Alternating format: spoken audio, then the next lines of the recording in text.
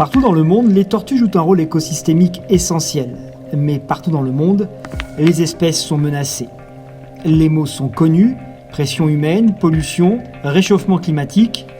Et ici en Martinique, les tortues vertes n'échappent pas à cette triste situation. Espèces protégées, elles sont étudiées depuis 10 ans par le CNRS qui, pour une récente campagne de recueil de données, s'est associé à l'IFREMER avec le soutien des explorations de Monaco. Premier objectif, recenser mâles et femelles. Le sexe des tortues développe, a lieu au cours du développement embryonnaire, notamment dans l'œuf. Et on sait que la température pivot est 29 degrés chez les tortues, donc au-dessus de 29 degrés surtout des femelles, en dessous que des mâles. Donc on peut s'attendre avec le réchauffement climatique à ce qu'on ait que des femelles et toutes les conséquences que ça peut avoir, c'est-à-dire beaucoup moins de mâles, donc au bout d'un moment de la consanguinité et l'impact que ça peut avoir aussi sur le succès reproducteur. Les tortues sont attrapées par des apnéistes qualifiés qui suivent un protocole spécifique. Une fois hissées sur l'embarcation, l'équipe de surface réalise ses analyses. 00 L'électronique permet de détecter la présence d'une puce et donc de savoir si l'animal est connu. Des prélèvements sont effectués, écailles, chair, sang. Cet ensemble permettra de faire un bilan de santé de l'animal, de mesurer par exemple l'accumulation de polluants et la présence de virus. Avant la remise à l'eau, la tortue est équipée d'un sac à dos numérique. C'est l'autre objectif de la mission.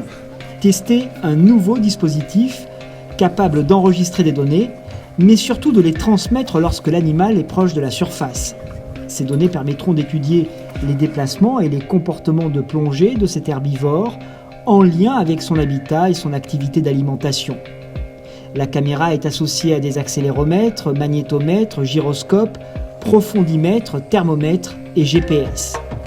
24 à 48 heures après sa pose, l'appareillage se décroche seul, récupéré par les chercheurs. Ces enregistrements seront transférés dans une base de données.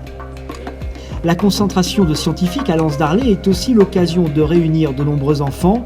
Ils découvrent sur le sable les opérations conduites en mer. Ces opérations de médiation scientifique sont systématiquement menées par les explorations de Monaco sur les sites de recherche. Dans ce cas, 400 enfants ont pu bénéficier de plusieurs ateliers de travail. L'arrivée de la tortue, la mesure, les prélèvements, la pose de la caméra, un atelier autour des images prises l'année dernière par les caméras, puis après quelques jeux plus, on va dire, de connaissances sur l'intérêt des habitats pour une espèce donnée, en l'occurrence les tortues ici qui vivent en Martinique.